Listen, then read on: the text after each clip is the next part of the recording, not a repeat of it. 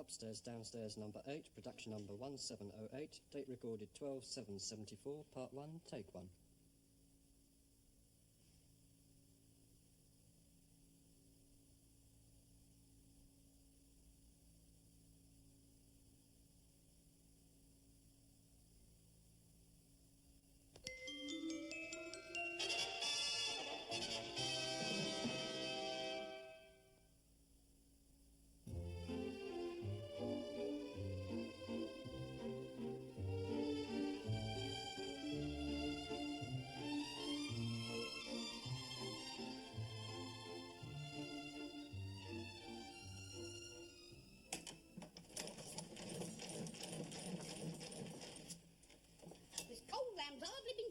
What she had for her dinner last night. Oh, Mrs. Bellamy has never been what I would describe as a hearty eater.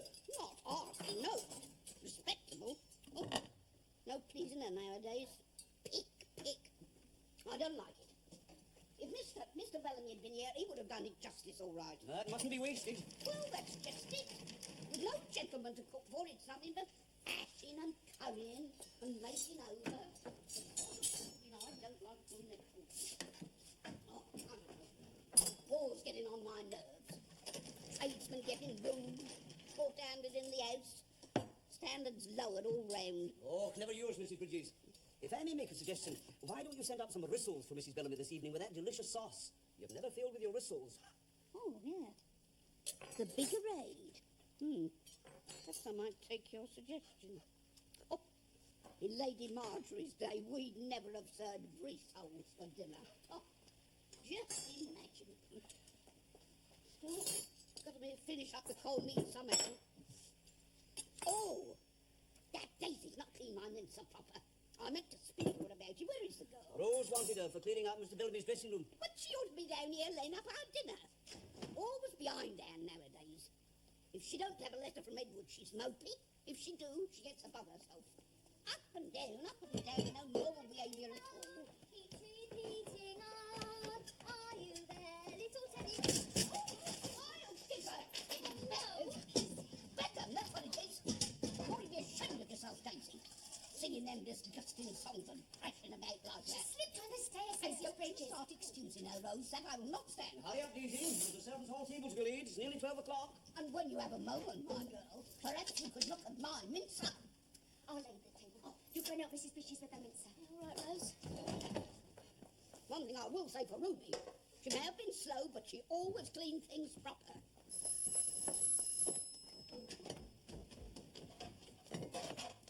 You ought to have more control over that girl, Rose, really. Well, I can't stop her slipping on the stairs, can I, Mrs. Bridges?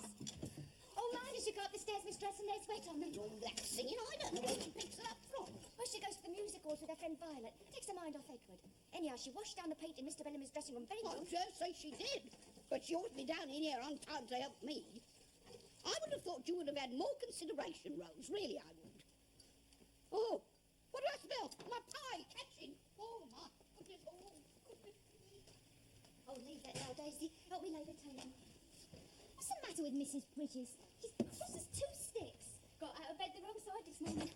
Never mind. You'll probably get a letter from Edward soon. You'll be getting one from Gregory. Yeah, I dreamt about him last night. Go on. Dreamt he took me to see the Crystal Palace. And that's funny because I've never been there.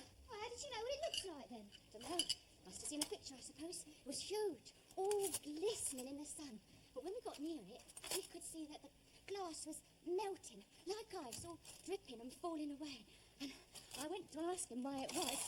It was funny, I couldn't see him. My eyes were so dazzled by the sun. And I could hear him say, "We don't have palaces in Australia, Rosie, but you'll always have me." And then he said, "Darling." He had never called me that before, Daisy. Oh, it was beautiful. Makes me feel all warm and shivery inside when I think of it. You're lucky, Rose. I don't never dream of Edward. Well, I better help Mrs. Bridges with the dishing up. It's fish pie and plum duff. I'm ever so hungry.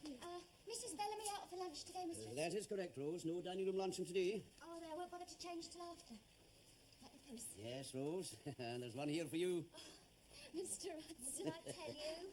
Fetching the greens, Daisy, and the pot. Funny. It's not his writing. This journal appears to be for you, Mrs. Bridges. Occult. Yes. It's my friend, Mrs. Chambers. She sends that to me. She gets in touch with her husband on the other side. Does she now? Oh, Rose! Rope! Get some water. Yeah, undo our collar. I'll fetch a wee drop of brandy. Oh, there, Rose. Oh, you poor thing. It's all right, Rose, dear. It's all right. You've only fainted. Here we are now, my girl. Here we are. Here, let me try. A letter. It's in your hand, Rose. Is it about Sergeant Wilmot? Here now. No, read it. Oh, God's sake. Please, Mr. Hudson.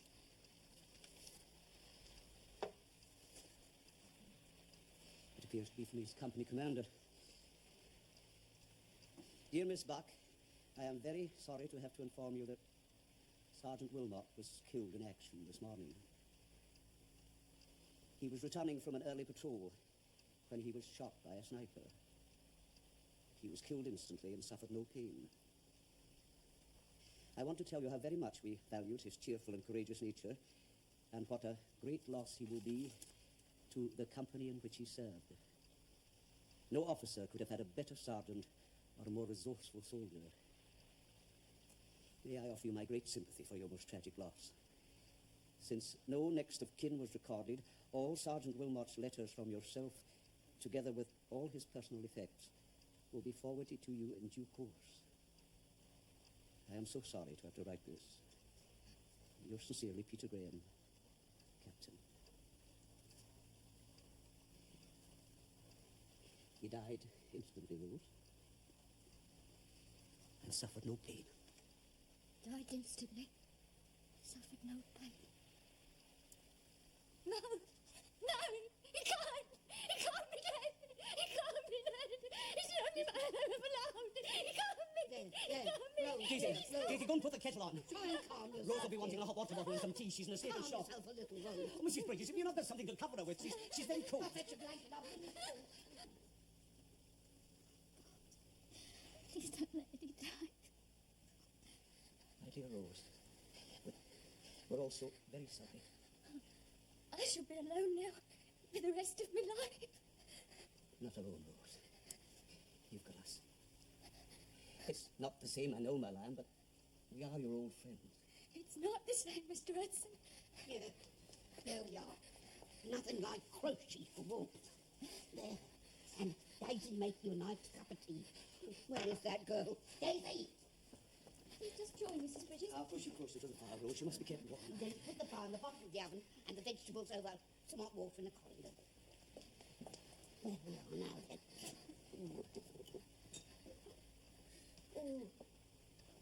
Her feet is like blocks of ice. It's shock, Mrs. Bridges. We must expect that. Yes, yes. I'll pour out that cup of tea myself. Perhaps bleeding. Not so bad. He was killed, Rose. There we are now. Drink this up while it's nice and hot. Plenty of sugar in it, I trust. Yes, yes, Mr. Hudson. I'm sorry to be such a nuisance. Oh, you're not a nuisance, Rose. You suffered a most terrible shock. I'm sorry. Come on, he said. Rose, you are going to drink every drop of that tea. Mrs. Bridges will stay with you while you drink it. I shall inform Mrs. Bellamy of Rosie's bereavement as soon as she returns. Daisy had better go round and tell them at the bus depot. Now then, Rose, you heard what Mr. Hudson said. Come along. Drink it up. There's a good girl.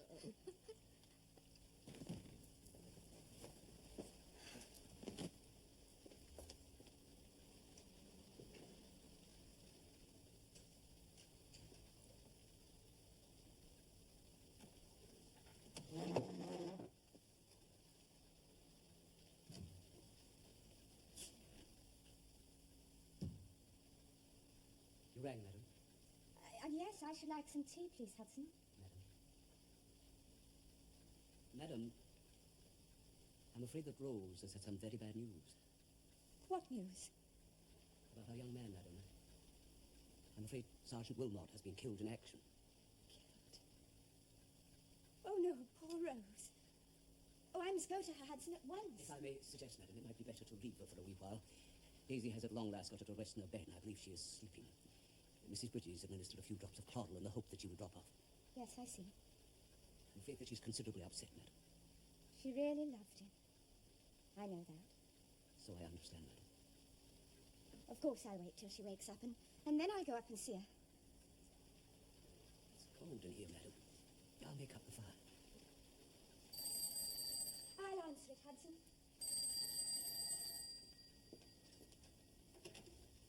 Hello? Oh, this is Mrs. Bellamy speaking. Bunny. Oh, where are you? Dover, are you on leave? Good, I'm glad for you. James? Is he when? 2 or 3 days, Bunny, that is rather vague. Oh, I see. Yes. No, he hasn't. I haven't heard from him for about a fortnight. Has he? Well, how wonderful. Well, of course I'm proud, and so will Richard be, and very glad for him. Thank you for telling me. Enjoy your leave. Goodbye. Major Bellamy is coming home on leave. Yes, madam. Oh, might I ask when? Lord Newbury wasn't quite sure. He's on his way back to the base. 2 or 3 days, he thought. Well, then I will bring up the Major's favourite claret, madam. And should I inform Mrs. Bridges? I know she will be most anxious to do her best for the Major when he comes home. Oh, by all means. Oh, Hudson, you might like to tell the others that Major Bellamy has been awarded the Military Cross for his conduct in a recent action on the Somme. That is indeed a great honour, madam. The Military Cross. That is good news, madam. Yes. Shall I bring tea, madam? Oh, yes, Hudson, I should like some tea.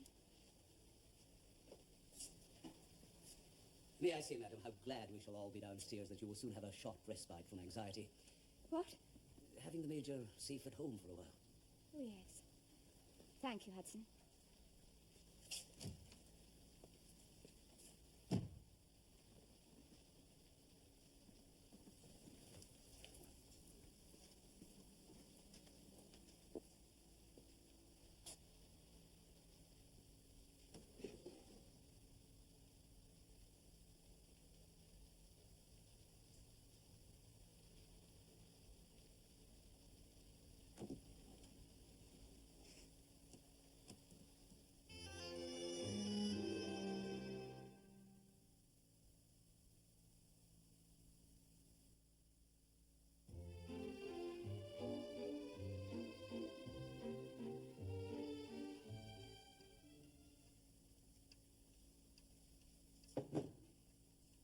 I think if the Major's getting some leave, it's high time Eddie got some too.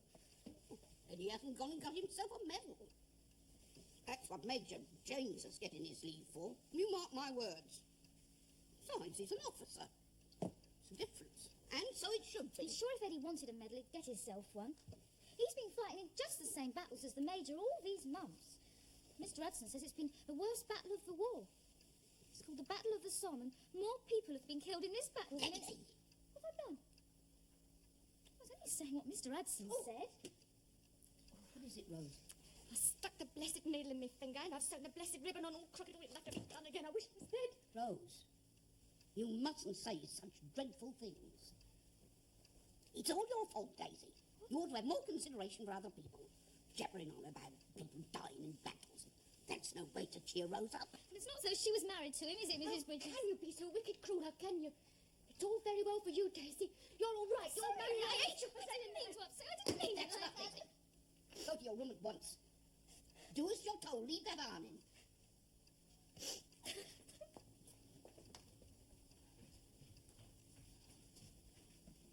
Rose, come here. Come over here to Mrs. Bridges, then. Come along. There. There, my lad.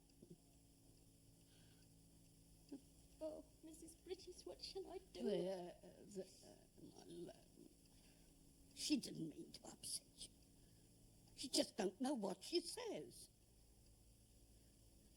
You suffered a terrible disappointment, Rose. The worst thing that can happen to a respectable young woman you have. Don't think I don't understand. Because I do. You get over it, believe me. You will get over it in the end. That's what Mrs. Bellamy says. I can't believe it. I can't believe it's happened. Half the time I feel numb, don't feel anything at all.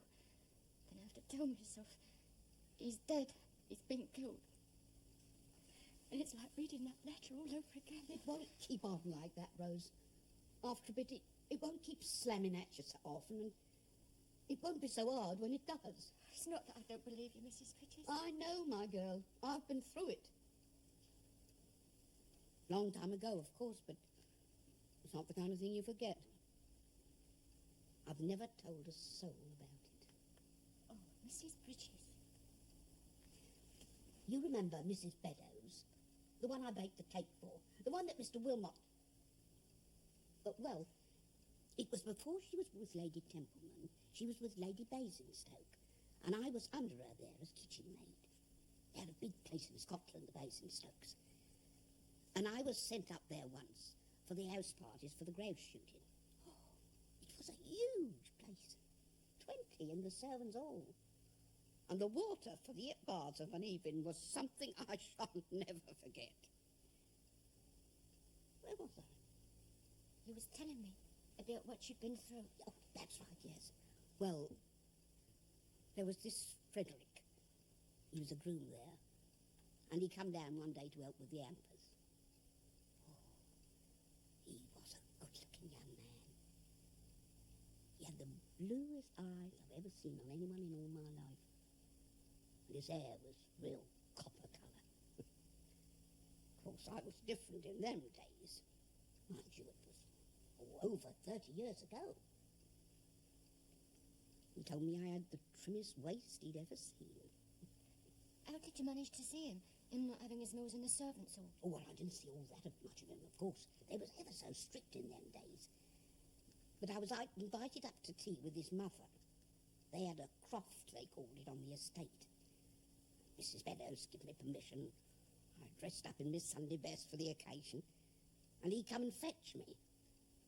So we had the walk there and back. One day, coming back, it rained. Cats and dogs. There's no two ways about it. We just had to take shelter. Did you get engaged to him? Not exactly engaged, but we'd come to an understanding. Mind you, we'd seen one another quite a few times before that occasion when he come in for the hampers. Well, after a bit, he took to getting them every day, and I took to being the one that took them in. Of course, we had to be ever so careful. You see, it was only on the walk to and from his mother's cottage that I had the chance of surmising his intentions. Then what happened? He didn't tell us so. I didn't have nobody to tell. When I come back to London, he wrote to me twice. Of course, I answered. But we was neither of us much gone on writing. And there was this fighting out in the Sudan. One of the sons of the household was an officer in the cavalry. And Fred went out there as his groom. He caught some fever and died there, all amidst them savages. His mother wrote to me, else I wouldn't have known. After that, I took to polishing all the pans in the kitchen, till my arms were so tired I could hardly move. Poor Mrs. Bridges. No. It was not having anybody to tell. I thought I'd never get over it. When someone dies, it seems so final, doesn't it? Well, yes and no. Things have changed, Rose. I mean, when a loved one passes over, there are certain special people who can take and receive messages from the other side. My friend Mrs. Chambers knows one of these ladies. That's spiritualists, isn't it? Mr. Edson says... You don't want to take too much notice of him. Not on that account. I mean, he's a man. They don't have the same feelings as us women. How would you know it's all right, spiritualism and that? Oh, that's what I was coming to. You see, Rose, I was so dreadfully upset the other day when you got your tragic news, because I remember I'd been sharp with you right up to the time when the letter come.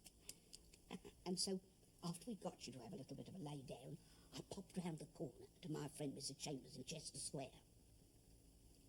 Now, she's somebody I really trust. Well, her lady lost her son in August, and she'd been to her, I know, because Mrs. Chambers told me she had. Been where? To this Madame Francini. Wait a bit. I'll show you. There's something about her here. Yes, there we are. It says, many titled ladies have received consolation in their tragic losses. Well, I asked Mrs. Chambers if she thought it would help you, and she said it was her considered opinion that it would. What happens? Well, you just sit very quiet, and then Madame Francini goes into a trance. And then her control, that's the spirit, what she gets in touch with, gets you a message. And then you know that he's all right and happy where he is. And you could send him a message too, Rose. It'd be ever such a comfort to you. Believe me, thousands of people are doing it nowadays. Would I hear his voice? You might, if you was lucky. Mind you, sometimes you have to go more than once. Oh, it's probably ever so expensive. No, Madame Francini never charges more than a person can afford. You try it, Rose. Here. There's the address. Not a word to Mr. Hudson, mind. All right, I will. Might as well.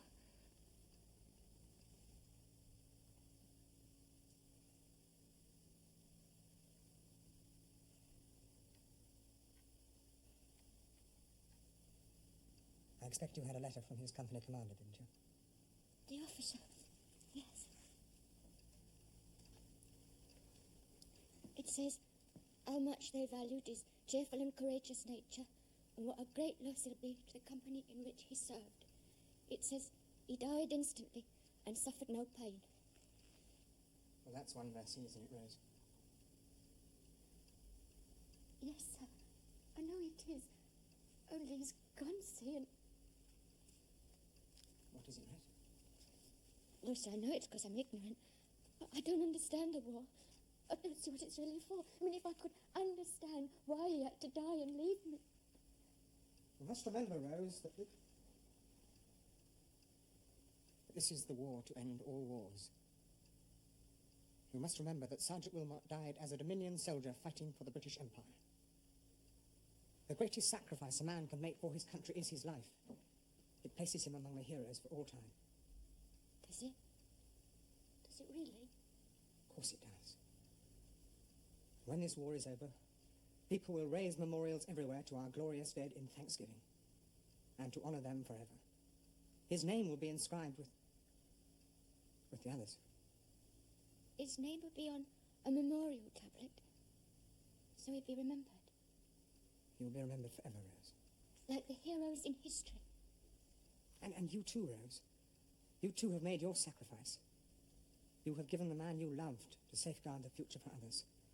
You mustn't forget that. It puts you in a very special position. Does it? Among the gallant women who have given and lost their nearest and dearest. You should feel very proud, Rose. Very proud. Thank you very much, sir, for talking to me and explaining things. It's made all the difference. I am proud of him, and I shan't never forget what you've said. And I shan't never forget that he's done something good and useful for everybody, and that he died to make this country safe for everyone, forever. That's what you said, isn't it? Something like that, Rose. I shan't forget what you said about me now, being special. That would be a great comfort to me. That's right. I must go and find Mrs. Bellamy. Oh, well, thank you, sir.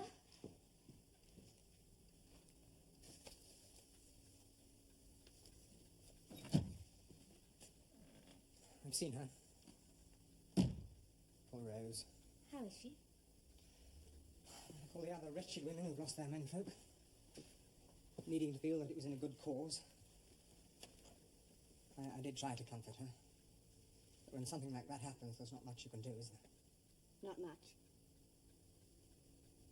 James, I've read your paper. I hope you don't mind. But I'm glad I did. Not really stuff for a woman to read. Did you see what I meant? Yes, I saw what you meant. But it makes me feel Oh. that I hardly know you. You've changed.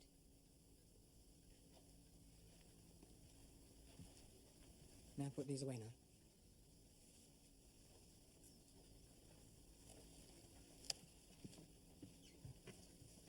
How can you go back to fight now, feeling as you do? That's quite simple. It's my duty. I have no choice. But I shall feel better about it now that I've made some gesture to posterity. Even if we have no children of our own, perhaps other people's children will one day read it and understand.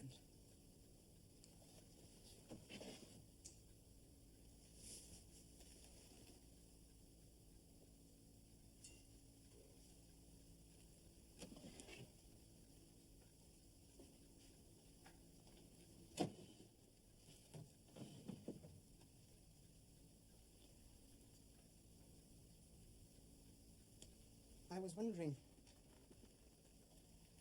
if perhaps you might like to come out with me and have some lunch.